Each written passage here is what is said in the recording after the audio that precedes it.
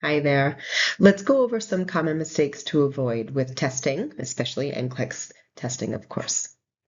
So the test-taking strategy mistakes that people commonly make is that they misread or skim questions. And by doing that, it ends up so that way you end up rushing through and missing those identifying keywords, words like first or priority, most appropriate, best, the never and always, those words, you need to be careful of in the answer portion, but certainly in the question portion. You're really looking to those keywords to give you a clue as to, okay, am I looking for something that has to be done first? That maybe means that there's a couple of right things in the answers, but only one of them is something that is really appropriate to do first, or like they even have most appropriate.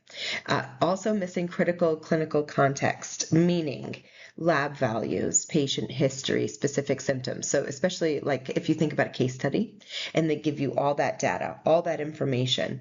Imagine a scenario where they give you vital signs, and so one of the vital signs that they give you is a temperature of 100.7. Well, that in turn would mean a fever. So they're not going to say this patient has a fever. They're going to say this patient's vital signs are such and such. Their temperature is this. They're not going to say tachycardia. They're going to say the patient's pulse or heart rate is 137, things like that. So we want to really look for that context and then layer it in with our understanding of what those are. And that's where the critical thinking comes in. Failing to distinguish between true or false answer questions versus incorrect answer questions. So meaning if they're asking something usually related to teaching or some type of a statement or response, the patient states, the student nurse states, the nurse states, any one of those, and then they'll usually tag on something that's along the lines of, requires further teaching. Which statement requires further teaching? Which statement is most appropriate by the nurse or what have you? And so you're going to be looking for the clues that distinguish between, okay, I need a true statement or a false statement. In other words, a correct statement or an incorrect statement. And so then the solution can be to read each question twice, of course. You can underline or highlight keywords. You can ask, what is this question really asking me?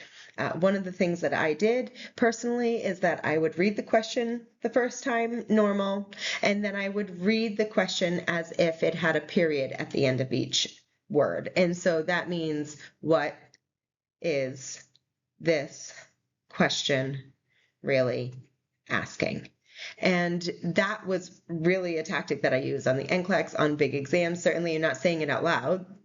You're not saying it out loud, no, but you're saying it in your head, okay? And it's a way to slow down. It only takes about 6 seconds longer overall, that strategy, so it's not going to, take away from that time management, which you need with NCLEX style testing, but you really do want to come up with a strategy that forces you to slow down and really take in those questions. So think a little bit about how to do that. This is a great way to segue into thinking. We don't want to second guess. Everybody has heard at least one time, I'm sure. Your first answer is probably your best answer. Just go with it. That's your instinct. It's your subconscious. It kind of gives you clues that you don't even know about. So second guessing correct answers, going back and changing it. The only time that would really be appropriate is if you noticed, oh my gosh, they weren't asking for the correct thing. They were asking for the incorrect thing. And so you would change it because you noticed that you made a mistake in the question portion, understanding the question portion. That would be appropriate. That's not what I'm saying. I'm saying that you answer it and then you're like, oh no, but maybe it's this, but maybe it's that. Please go with your first answer, especially if you've been doing the work and you've been studying. The knowledge is in there. Let it come to you. Sometimes anxiety blocks some of those pathways, but it really is there. Reading into questions that aren't there. If it doesn't say it, try not to go so far into it, okay? Sometimes just the facts alone is enough to answer the question. And so when you're choosing an answer that's based on personal clinical experience instead of nursing theory, you need to be really focused on the way nursing school is teaching you. I know that a lot of people may have experience in healthcare or elsewhere, but please do understand that things change. Things are, constantly going, and some things we don't do anymore. Some things things are more therapeutic or better communication, or it polishes and elevates the way that you practice right now. But please, no matter what, do your best to really adhere to what we're doing here in school and what you're being taught in school. So the solution really here would be to really trust in your preparation. You really want to trust in the fact that you have been doing this work. You've been able to, go with your instinct combined with semi-confidence, I hope at least, some confidence in the answer, like, no, I know those two definitely aren't right. I know that. But these two, I have to go with my gut instinct. I have to go with my first option. Okay, so try that. I know it's blocking a little, but that's what it says. Try that. Not using a systematic test strategy, meaning really choosing your answers based on hunches or feelings, not applying elimination techniques. Like, you're just kind of winging it, in other words.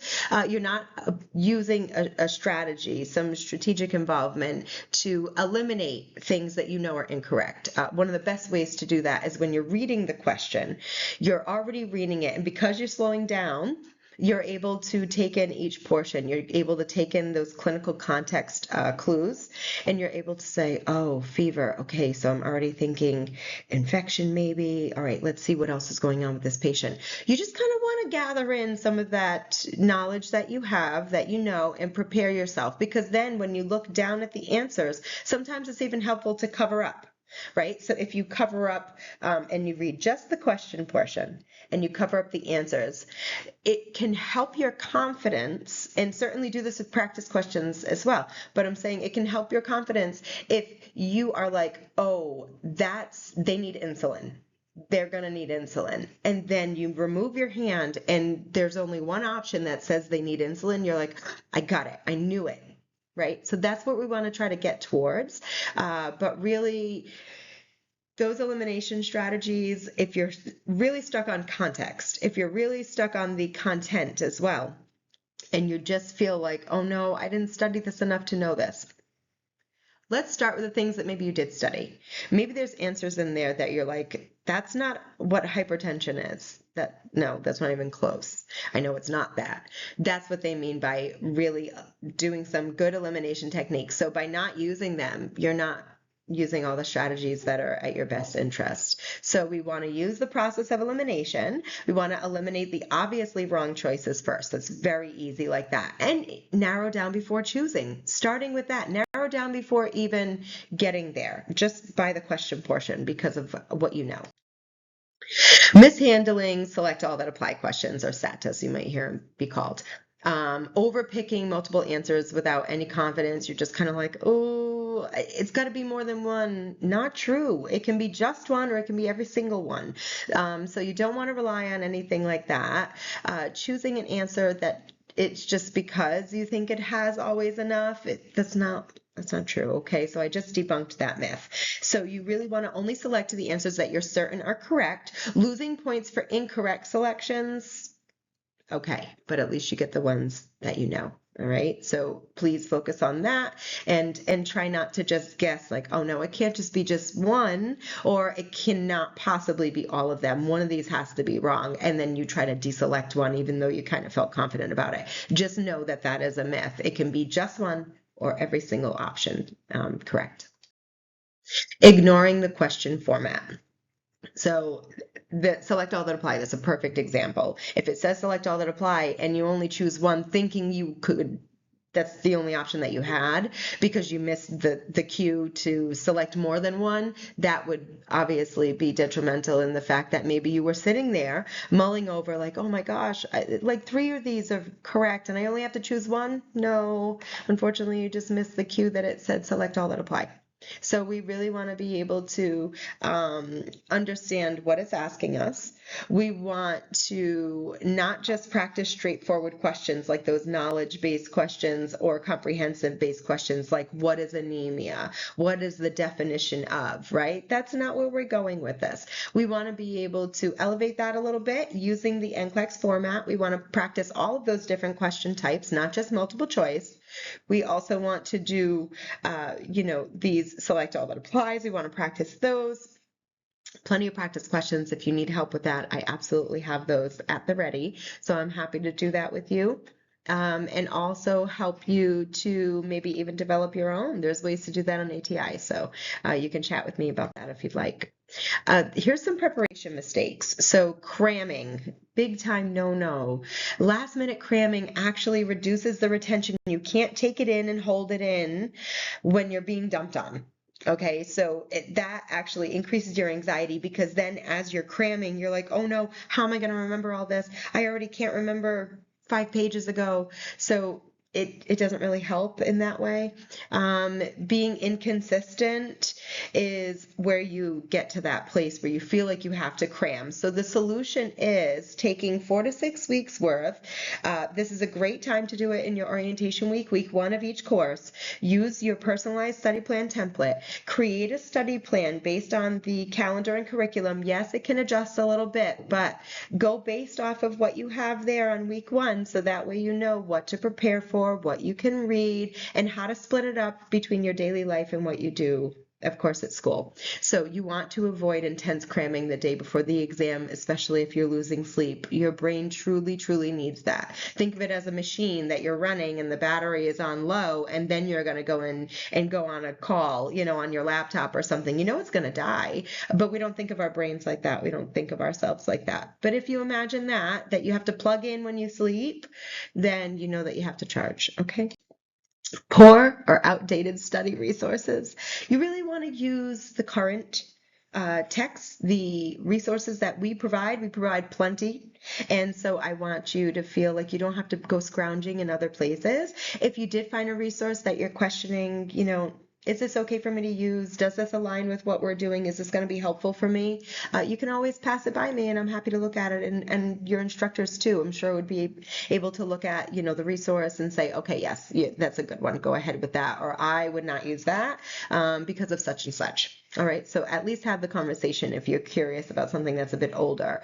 Using outdated videos and outdated content can be really detrimental because of what we mentioned before. Things change so quickly.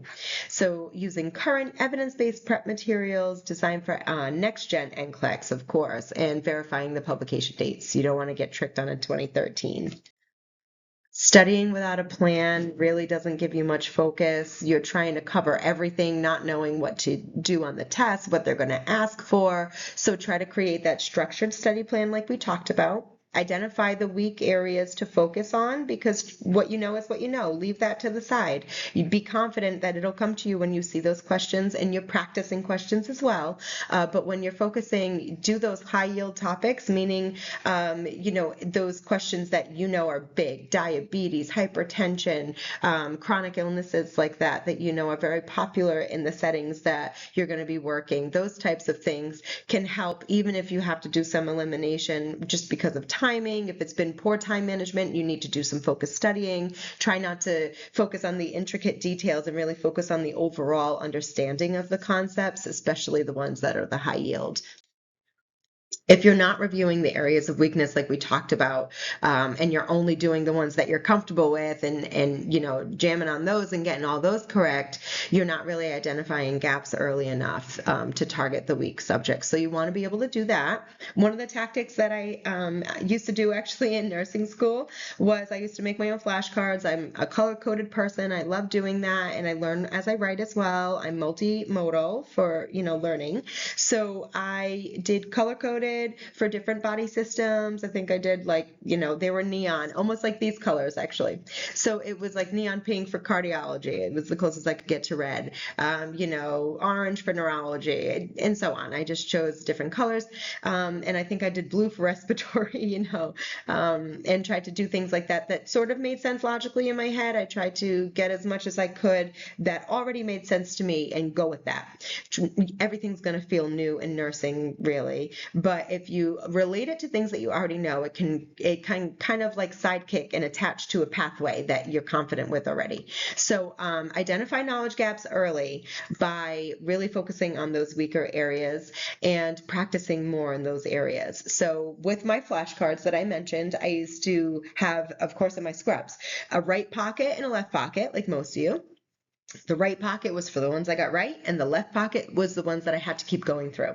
So when I would go through the whole deck, it would almost be like a deck of cards, right? If I went through the whole deck, some of them were in here, and then these in the left, I only took out the left, and then went, shuffled through, went through that deck. Whatever ones I got correct went into the right pocket. If they're still in the left, I would do it again, and so on. All right, until I got nothing in the left pocket, all in the right, and then yes, I was determined enough to shuffle those up and keep doing them again until first swipe, I got at least 95% of them in my right pocket first try. And then I knew I was getting really good at that. And I would, study all kinds of ways. The ways that I did my flashcards were really note-based. It was like a note-taking strategy. So I'm happy to talk to people about that too if you're interested in that style.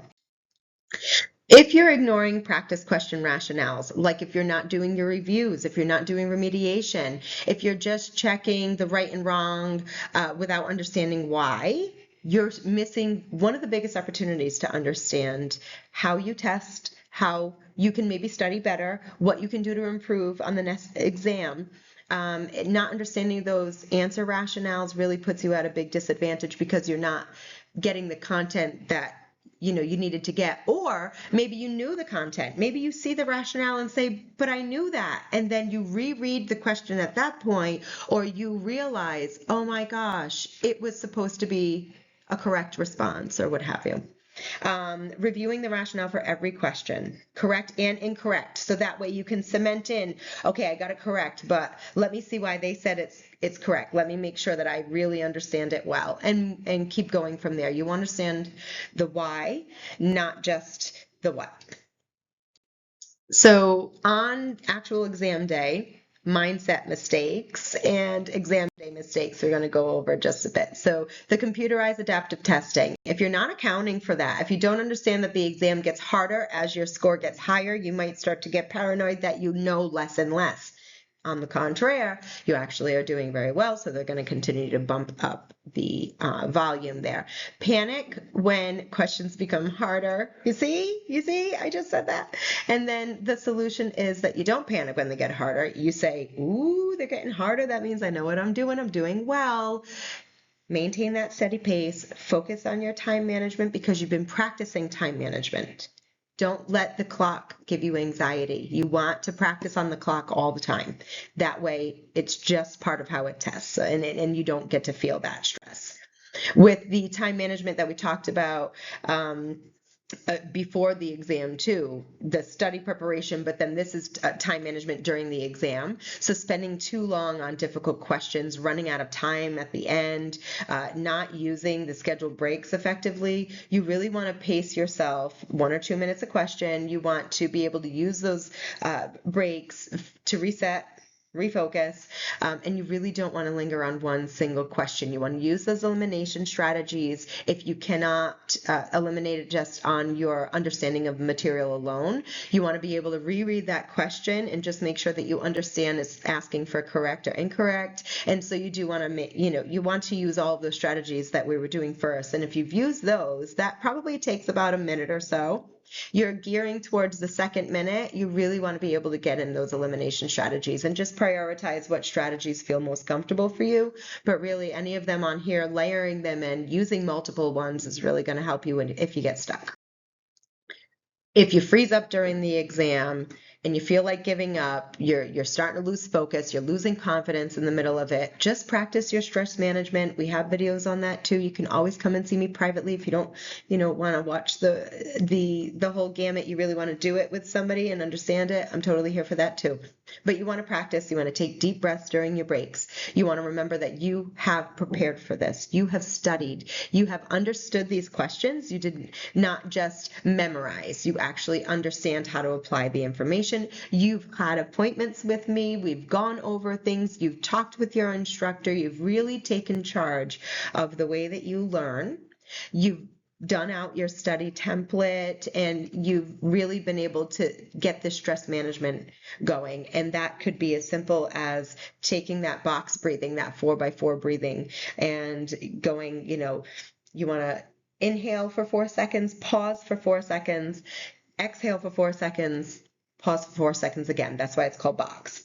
So if you do that, It takes nothing but less than 20 seconds. So if you just close your eyes and do that, even then, if you have to reset because you're starting to freeze up in the middle of a question, that's all you've given up in order to literally reset your body scientifically, physiologically. We know it helps, and it does work.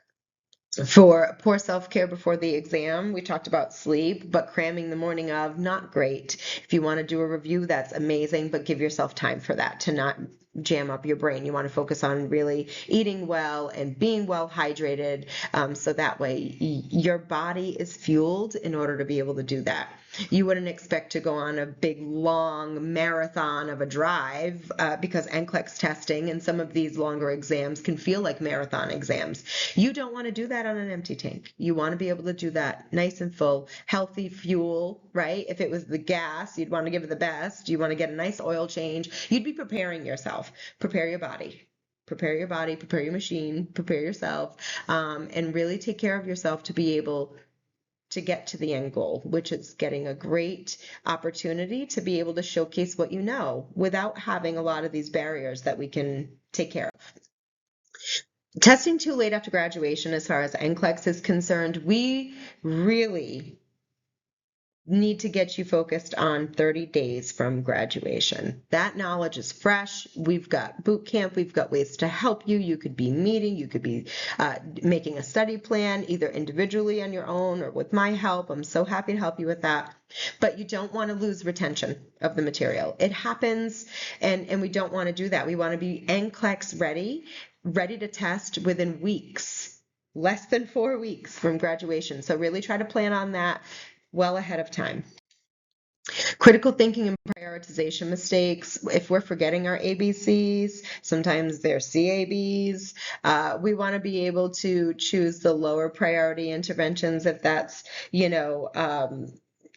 that's appropriate, but that would only really be appropriate in, say, like the labor and delivery setting if the patient is stable. So maybe, the lower risk interventions, those are fine. But if you choose a low priority intervention, meaning that who cares about that? Like, why would you clean his dentures when the guy is saying that, he needs help going to the bathroom or something? So you really just need to focus on the issue, and then what is the most appropriate intervention with the priority level of what's being presented. So sometimes if in the rare settings like pediatric or pain, you're being asked to do the least, to be most effective in those scenarios where you are doing prioritization, you want to remember that the priority of the intervention has to match the severity of what's going on of the situation.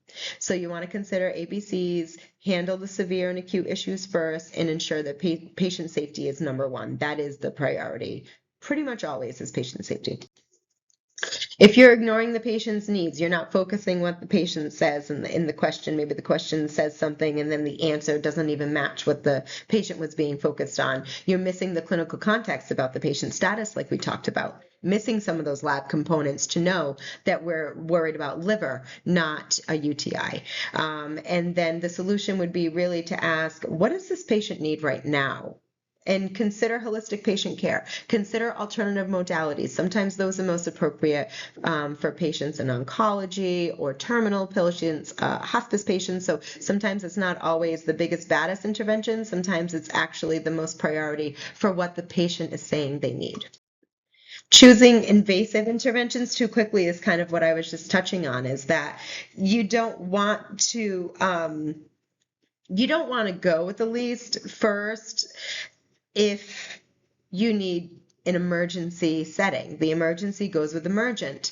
But if it's a regular scenario, you're not trying to go to surgery when the patient just needs an x-ray. So you want to start with the least invasive this time around. So before it was prioritization, just in that means, but this is invasive, non-invasive. Really look to the least means of harm to get the benefit that you need. You don't want to jump into a procedure when there's something more conservative that you could have done.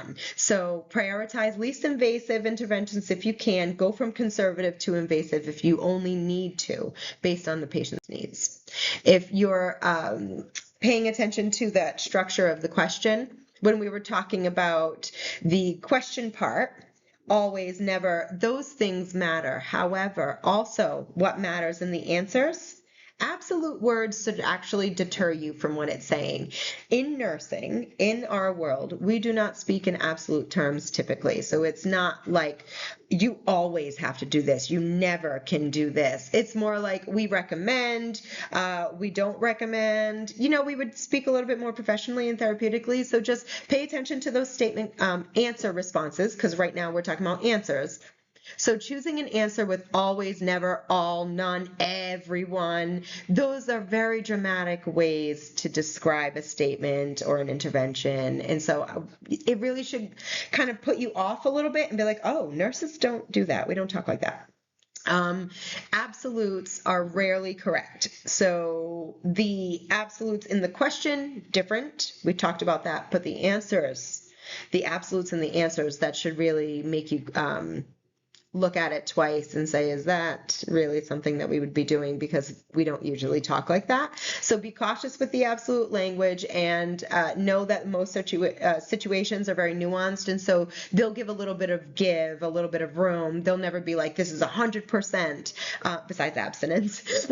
Otherwise, in nursing and healthcare, we don't guarantee much, and that's the truth of it. And so just think about it like that, like, oh no, we would not be so forward as to say, oh, always, you always do this, you would never do that. It's just a little below how we would therapeutically communicate.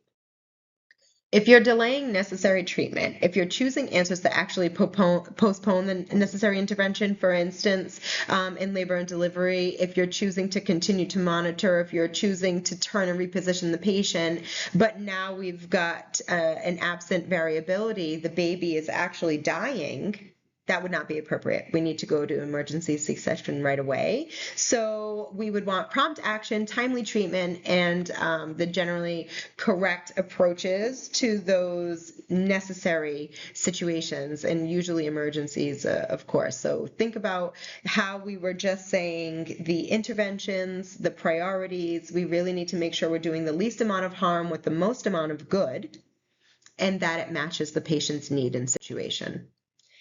Passive learning mistakes. Oof, we think just reading the notes or watching the videos without doing any questions or testing yourself is good enough. It's not.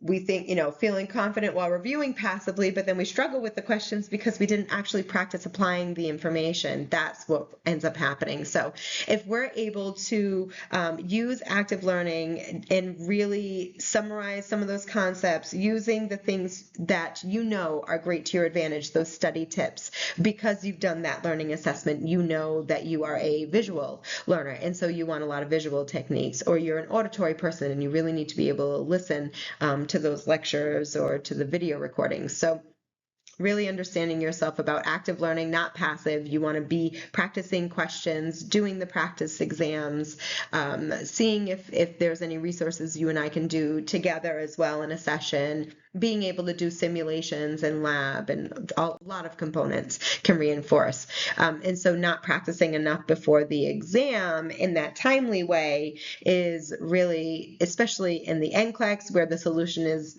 that you really should be doing 1300 before you go and get that green light to go to Pearson. You really want to focus on understanding the rationales, of course.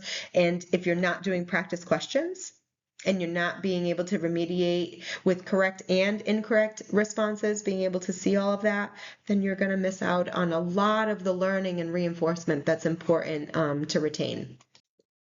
So if you're not using the test results, and you might just be repeating the same mistakes. So without that remediation, you might not be identifying, like, wait a minute, I did know the material, but I answered it wrong because I totally missed. They said what not to do, and I chose what to do. So not analyzing the questions can really give you a disadvantage, because then you don't know if you should be studying more or if you should be really understanding the questions better, practicing, reading, and deconstructing those questions. So you want to reflect on preparing, have a good study plan, like we said, identify the gaps so that way you can really strengthen those, and adjust your study strategies if you need for the next attempt.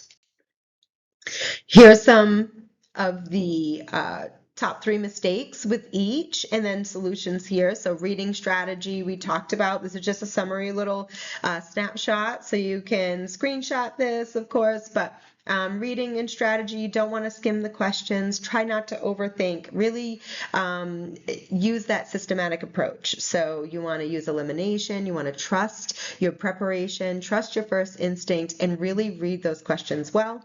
With studying, you do not want to cram. You don't want to use poor, old, outdated resources, and you don't want to just practice on things that you know because it feels more confident. You want to be able to really focus on those weaker areas to strengthen them. So really consistently study for 4 to 6 weeks out using that study guide and that template, using current materials, the resources that we provide for you, so that way you know that they're really aligned with what's expected, and you target those gaps. You're not afraid to take on the things that you don't know well enough right now, because you know what you know, put it aside and really focus on the things that you want to know just as well. With prioritizing, you don't want to forget about prioritizing the patient's needs. You don't want to ignore their needs. You want to be able to meet the ABC framework appropriately and really center around avoiding those absolutes in the answer portion, and noticing the absolutes in the question if it exists.